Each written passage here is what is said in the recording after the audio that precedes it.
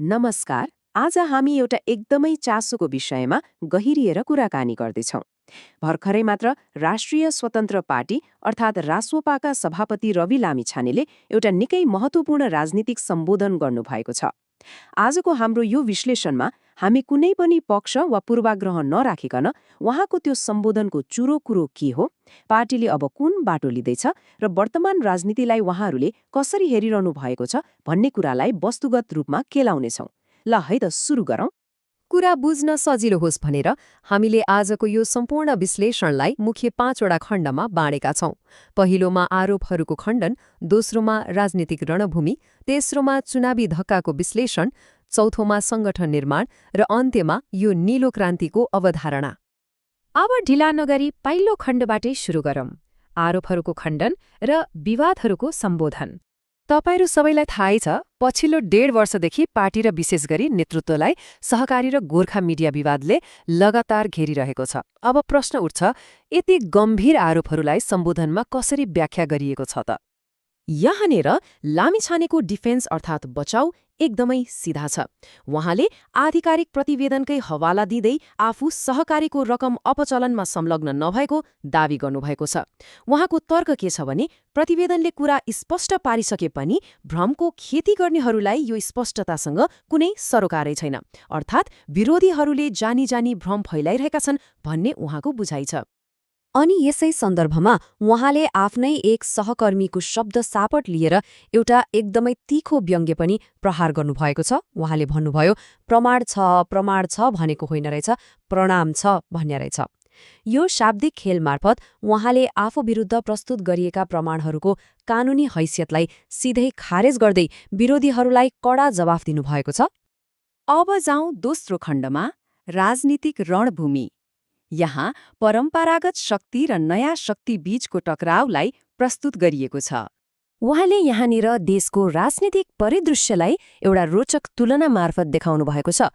एकातिर परम्परागत दलहरू छन् जो बिहान 6 बजेदेखि राति 12 बजेसम्म सत्ता र सरकार ढाल्ने षड्यन्त्रमा मात्रै व्यस्त रहन्छन् भन्ने आरोप छ। अनि अर्कोतिर रासपा छ, जसको ध्यान देशको समृद्धि, परिवर्तन र भ्रष्टाचारमा संलग्न ठूला माछाहरू समात्नमा केन्द्रित छ भनिएको छ। अब तपाईलाई लाग्न सक्छ, त्यसो भए रासपा किन सरकारमा गयो त? यसको रणनीतिक जवाफ दिँदै उहाँले भन्नुभएको छ, सिंहदरबारभित्र खासमा के हुन्छ, बिचौलियाहरू को हुन् र भ्रष्टाचारका अखडाहरू कहाँ छन् भनेर बुझ्न सरकारमा जानै पर्थ्यो। उहाँको दावी अनुसार 4 महिनामा रासोपाले देखाएको कामको ट्रेलरले नै पुराना दलहरू डराए र रातारात 2/3 गठबन्धन बनाउन बाध्य भए। र सँगसँगै एउटा चेतावनी पनि छ, यदि नियोजित रूपमा निशाना बनाइन्छ भने पार्टी अब चुप लागेर बस्दैन। तेस्रो खण्ड, चुनावी धक्काको विश्लेषण। यसलाई हामी इलामको रियालिटी चेक पनि भन्न सक्छौं। इलामको उपनिर्वाचनको नतिजालाई हेरौं। अचम्मको कुरा के छ भने 5000 भन्दा बढी मत ल्याएर पनि चुनाव हार्नुलाई यहाँ हार मानिएको छैन। अघिल्लो चुनावमा त्यहाँ जम्मा 1300 भोट आएको थियो। त्यसैले मत 4 गुणाले बढ्नु भनेको जनताको समर्थन घटेको होइन, बरु बढेको हो भन्ने तर्क यहाँ प्रस्तुत गरिएको छ। तर समर्थन बढेको भन्दै गर्दा यहाँ एउटा एकदमै इमान्दार र ध्यान तान्ने स्वीकारोक्ति पनि छ। उहाँले भन्नुभएको छ, हामीलाई खुछिङ घन्टी बजाएपछि त स्योर जितिन्छ भन्ने लागेको थियो नि, हाम्रो खुट्टा भुइँमा थिएन। नेतृत्वले नै यसरी आफ्नै ओभर कन्फिडेन्स र रणनीतिक कमजोरीलाई मञ्चबाटै स्वीकार गर्नु राजनीतिक वृत्तमा अलि विरलै देखिने दृश्य हो। यसको चुरो कुरो के हो भने, इलामको धक्का जनसमर्थन गुमेर भएको होइन, यो त गहिरो संगठनिक संरचना र ग्राउन्ड लेभलमा रणनीतिको अभावले गर्दा भएको हो। यसले पार्टीलाई हावामा उड्न छोडेर धरातलमा फर्किन र तल्लो तहसम्मै संगठन बलियो बनाउन ठूलो पाठ सिकाएको निष्कर्ष छ। अब पालो चौथो खण्डको, संगठन निर्माण र 2084 सम्मको बाटो।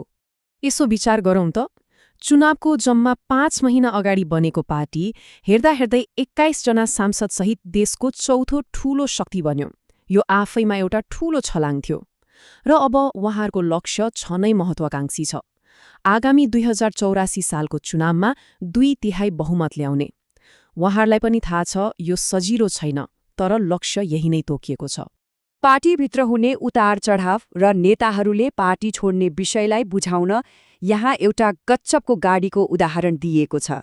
गाडीको इन्जिन राम्रोसँग चेक गरिएको छ। यात्रामा कोही यात्रु चढ्छन्, कोही ओर्लन्छन्, तर गाडी अगाडि बढिरहन्छ।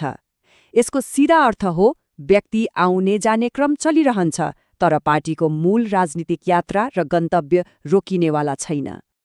र अब हामी आइपुग्यौं अन्तिम खण्डमा, नीलो क्रान्तिको अवधारणा अर्थात् शान्तिपूर्ण परिवर्तन। खासमा के हो त यो नीलो क्रान्ति? सम्बोधनमा यसलाई मतपत्र मार्फत गरिने शान्तिपूर्ण राजनीतिक विद्रोह भनिएको छ। हाम्रो देशले विगतमा धेरै रक्तपातपूर्ण द्वन्द्वहरू देखिसक्यो, तर यो क्रान्तिमा रगतको एक थोपा पनि बग्ने छैन, कसैलाई अङ्गभङ्ग गरिने छैन। मात्र लोकतान्त्रिक भोटिङको माध्यमबाट देशमा ठूलो संरचनात्मक परिवर्तन ल्याउने कुरा नै नीलो क्रान्ति हो। यस अवधारणाभित्र मुख्य 3वटा वाचाहरू छन्। पहिलो, भोटबाटै देशको मुहार फेर्ने। दोस्रो, आकाश धेरै विशाल छ भन्दै सबै पृष्ठभूमि र विचारका मानिसहरूलाई पार्टीमा खुल्ला रूपमा स्वागत गर्ने। र तेस्रो, अब पार्टीका सदस्यहरू चिन्तित हुने होइन, चिन्तन गर्नेतर्फ लाग्नुपर्छ भन्ने सन्देश। अर्थात् आत्तिएर होइन, अब रणनीतिक हिसाबले सोचेर अघि बढ्ने। त्यसैले अन्त्यमा एउटा ठूलो प्रश्न बाँकी रहन्छ। के यो शान्तिपूर्ण नीलो क्रान्तिको अवधारणाले 2084 को चुनाव मार्फत साँच्चीकै ती ठूला संरचनात्मक परिवर्तनहरू ल्याउन सक्ला त जसको वाचा गरिएको छ? आजको यो विश्लेषणबाट हामीले रासोपाको वर्तमान आन्तरिक समीक्षा र आगामी मार्गचित्रलाई बुझ्ने प्रयास गर्यौं। अब आउने दिनहरूमा यी रणनीतिहरूले कस्तो आकार लिन्छन् त्यो हेर्न निकै रोचक हुनेछ। आजलाई यति नै। कुराकानी सुनिदिनु भएकोमा धेरै धेरै धन्यवाद।